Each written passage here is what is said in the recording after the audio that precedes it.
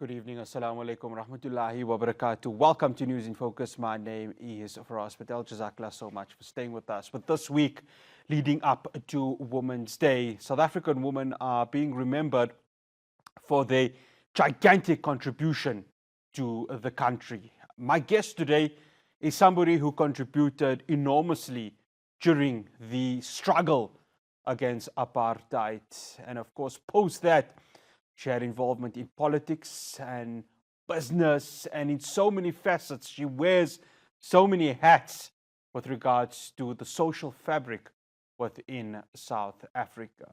And in this week, we remember the woman that really stood firm in the face against apartheid. And even when we move now to the modern day of South Africa, the challenges that still confront so many women in terms of the public sector, the private sector, and of course, where there is a chance for there to be change, that has to happen, even though it's taking such a long time.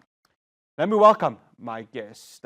She's an anti-apartheid activist, medical doctor, businesswoman, so much more, Dr. Mamphela Ramphele. Dr. Ramphele, good day. Thank you so much for joining us here on News in Focus on Hilaal TV.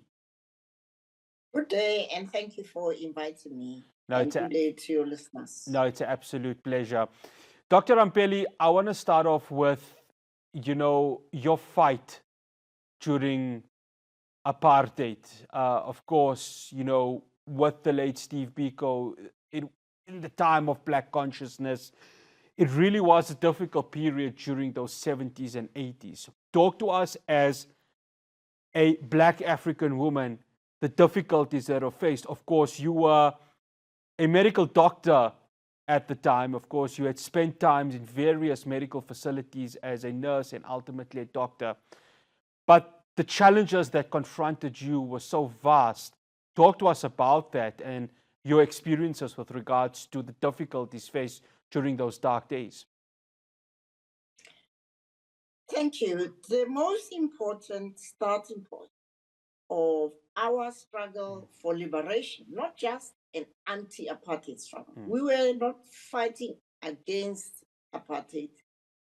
We were fighting for total freedom. And that total freedom started with us freeing ourselves as young black students at the University of Natal, where we were in a segregated medical school. And we were called at that time non-whites, non-European. Our struggle started with us liberating ourselves from the labels others gave us. Because if you accept being labeled as non-somebody else, you use that person as your standard against which you judge yourself. And we rejected that after much soul searching, and we proclaimed that we were black and we were proud. And from that moment on, we were free spirits. Our parents, our elders said to us, you guys are just going to get killed. We said, we'd rather die fighting for our freedom than die as slaves to a colonial regime that see us as less than. We are proud Africans, proud indigenous people, proud members of an ancestry that evolved first on this continent of Africa. And the idea of color coding is an invention of colonial conquerors to justify why they would treat other human beings as less than, because our ancestors taught us that there is only one human race, is the human race. And no white or black or whatever. We look different, just like roses are roses, whether they're blue or green or yellow or whatever. But they're roses. Human beings are human beings, and the fundamental essence of being human is to have human dignity and to feel connected to others. And once we had made that leap, we became the generation that resuscitated the struggle for freedom in this country. in the absence of the Mandelas who were in jail and the Tambos who were in exile. And so, in a sense, it's my generation that liberated the Mandelas from jail, that liberated the Tambos from exile by mobilizing South African citizens to reject this othering, to reject being treated as aliens in the land of their ancestors. So that's been the foundation of my activism from 1969 until today. And it ain't over yet. And we're going to touch on it, of course, in the next segment about the challenges confronting women in the modern day.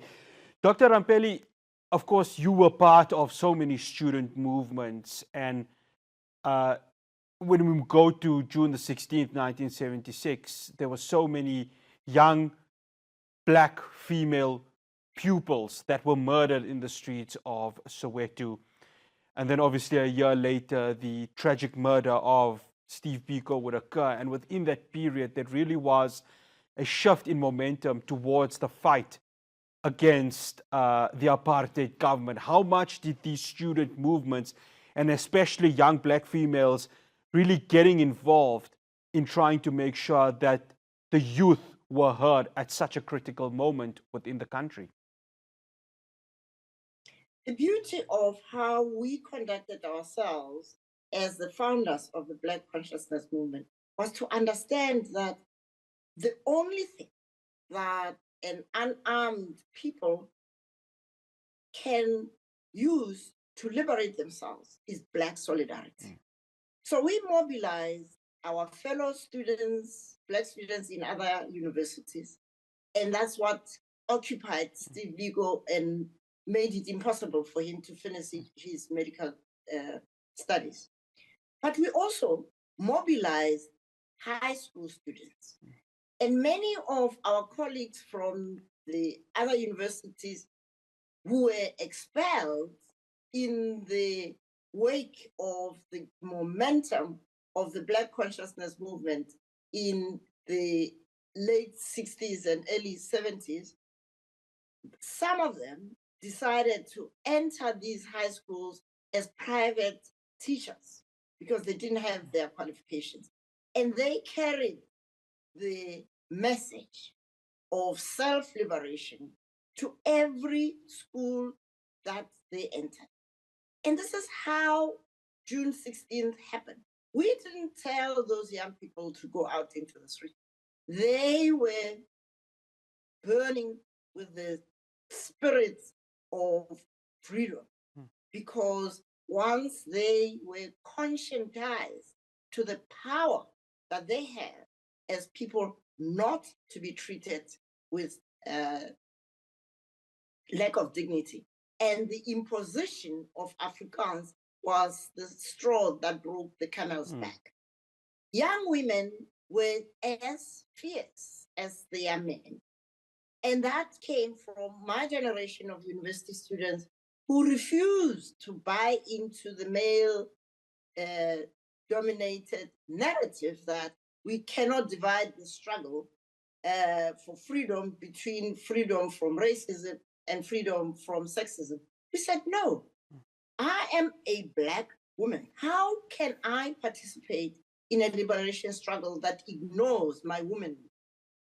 And this is where the freeing of the spirit of my generation included rejection of male chauvinism and rejection of women being treated as inferior to men.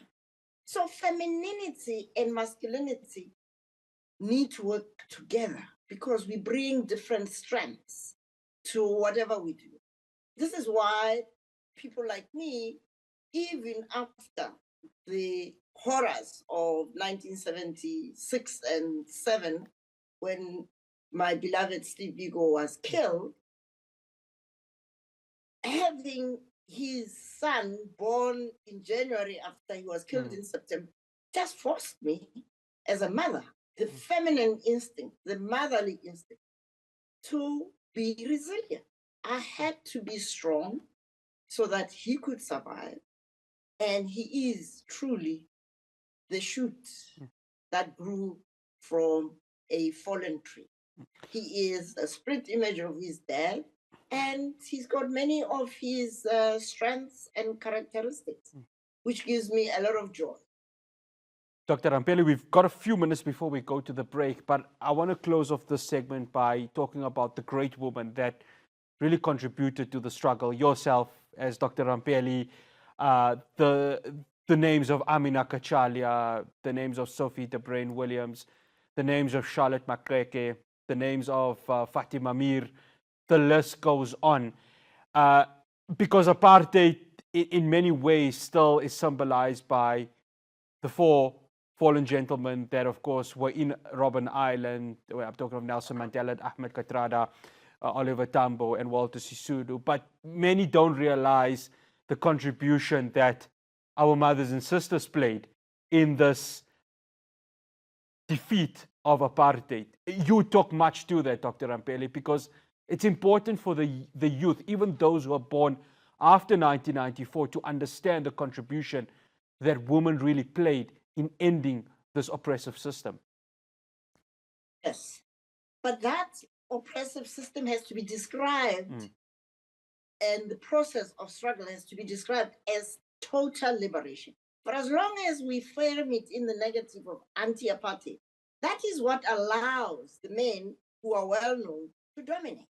But if you look at total liberation, which includes the socio-economic restructuring of our society, then you see the likes of Fatima Mir, who was my sociology teacher at medical school, the likes of Amina Kachalia, many others, who were very strong community women who also were professional, strong Charlotte Maxeke, and all of those people.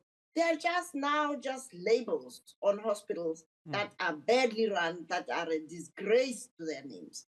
So I really would like to urge everyone, let's stop talking about an anti-apartheid struggle. Let's talk about the struggle for liberation, because that struggle is not over yet. South Africa is experiencing the problems it is experiencing because it is led by people who have undermined the need for leaders to lead themselves first by liberating themselves from the sense that what's important is to have rather than what's important is to be, in which case you then you can be a servant leader. You can be a servant of the people that you lead. And this is what women are good at.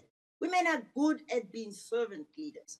And we need to inspire both our young sons and daughters and granddaughters and grandsons to look forward to the self-liberation which will free their spirits to respect people because they are human, and to lead with integrity, and to lead in a way that leads to well-being for all and a healthy planet.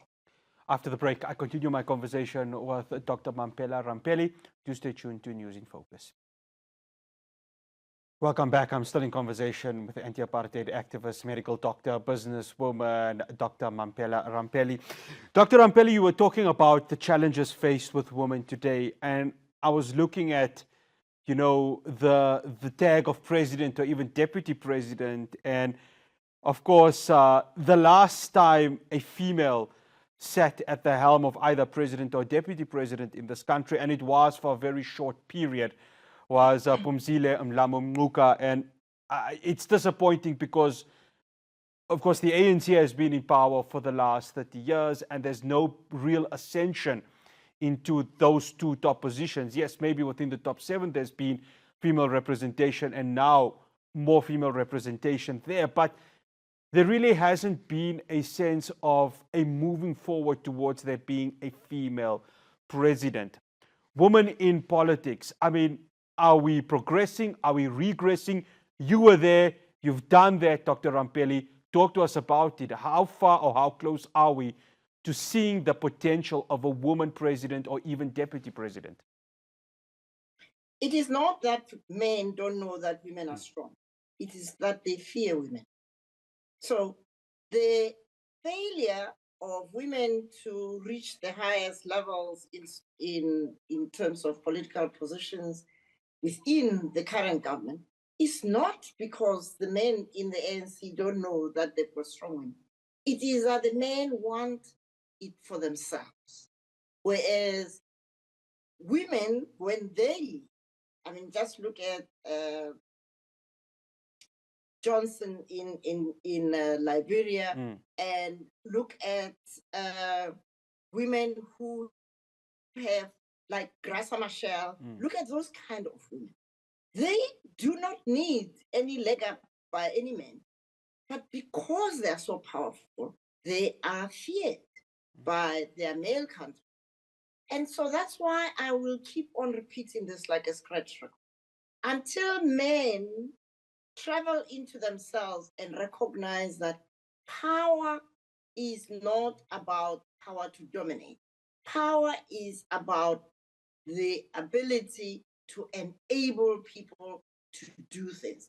And the more people have the capacity to engage, to contribute, the more powerful you as a leader are. But that way of thinking about power is not in the psyche of a lot of men, largely because they have taken the model of state capture, which is the colonial model of governance, where when you are in government, you appropriate the resources of the state for your own benefit.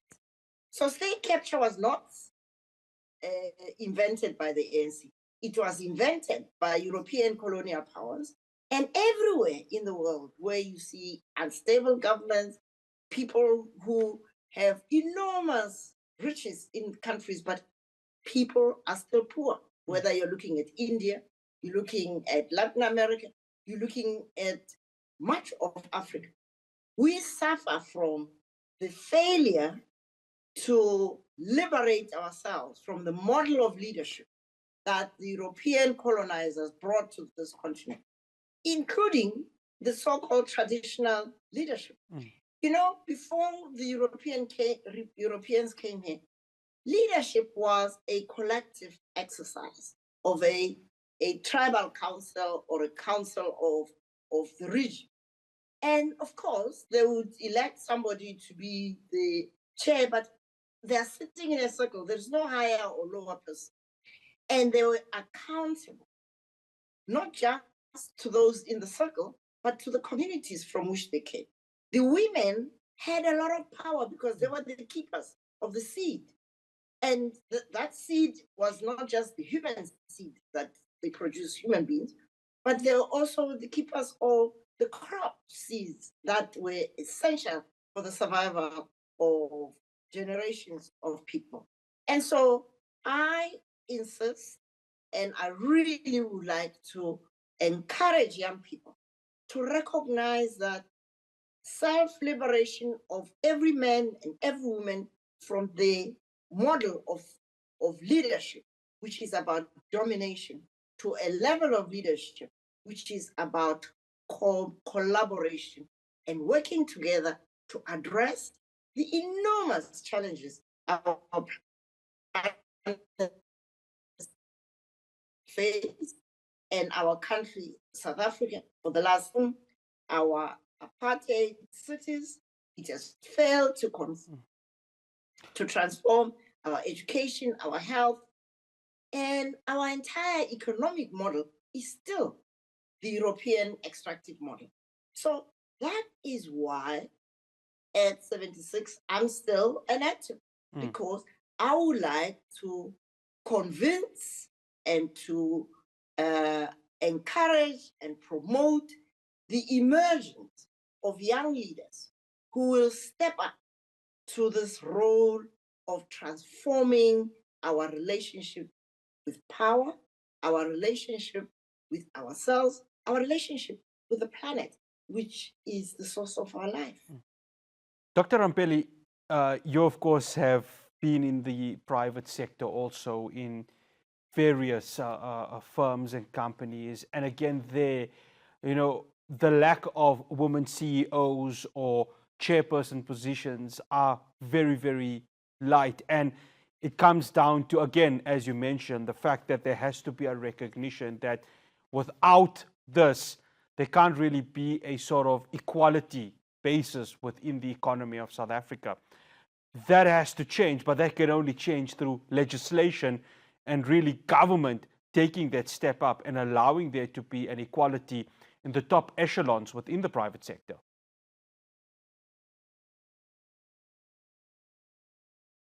I'm sorry, you are cutting. Okay, It's no, not very clear. no didn't problem. hear I was you ask the saying, question properly. no problem, Dr. Ramphele. I was saying, how do we change this also within the private sector for there to be a sense of equality of women within the top echelons of these sectors of society and business? Well, again, it's the same thing in business as it is in the government sector. And it is all about the culture of male dominance. And in South Africa, it's the culture of white male dominance, which the black men have copied quite happily. And so we have a job to do, which is to help young people from early childhood all the way to university level to embrace the kind of relationships with themselves that doesn't need to dominate anybody, but that sees themselves as critical thinking citizens who are working together to build a kind of future which will be a future of an interconnected, interdependent humanity within the web of life, so that we can live at peace with nature rather than fighting nature as we are doing right now, poisoning the environments in which we are through fossil fuel and over expanding energy, which even if it's clean energy, we have to change how much we are consuming. And so I'm hopeful, I'm very hopeful and positive that younger generations are becoming more sensitive to those issues. And I have watched young people, even here at the university, who are stepping up to the kind of leadership of men and women together as partners and collaborators. Dr. Ramphele, I have to slot in this question to conclude this conversation. You, of course, serve also as part of the Desmond Tutu Trust.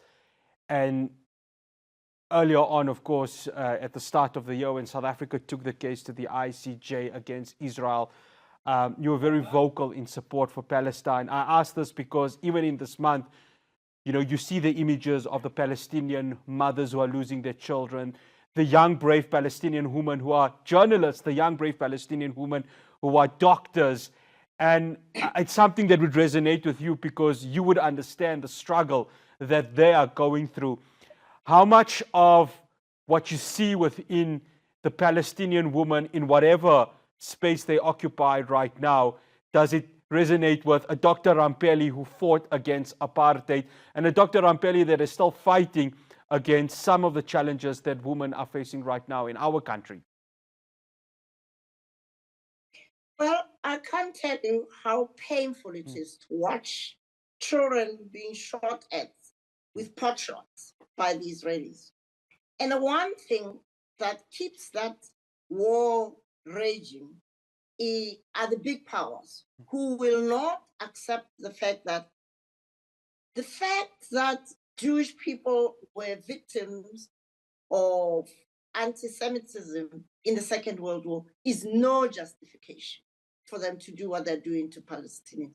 And in any case, as Archbishop Tutu told the Israelis over and over again when he was the UN envoy on the Middle Eastern conflict, he repeatedly said to them, the security and peace of Israel is inextricably linked to the peace and security of Palestinian people.